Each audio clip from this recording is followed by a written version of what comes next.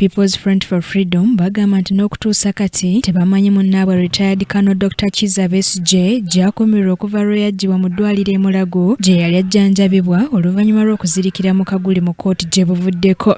Tubuuza mwamuteekawa okumugya e Mulago. Twali tulowooza nti yawonyeemuuko ne bamuzza mu kkomera.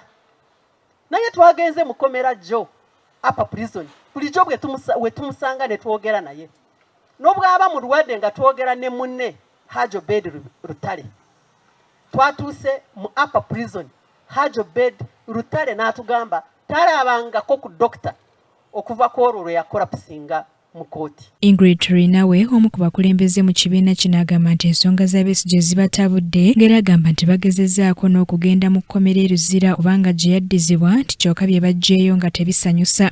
Ekyo kibuuzo kinene kye tubuuza lwaki twagenze e Luzira kumunoonya mu sseeru ye nga taliiyo era ne Haji Rutale n'atukakasa nti tamulabanga tebamuleetanga. Bano balaze okutya ku mbeera Besigye gye yali alabikamu mu ddwaliro e Mulago. Dr. Besigye tulina information. Tanaba kwogera, tanaba kutambula, tatuula, ali mu mbeera mbi. Kyokka omwogezi w'ekitongole ky'amakomera Frank Mbeine we tumutuukiridde ku lukomo lw'essimu aliko byalambuludde ku nsonga ya Besigye. Ekikulu nze kyemanyi kiri kimu nti Besigye yava mu kkomera e Luzira ng'agenda Mulago ne bamujjanjaba.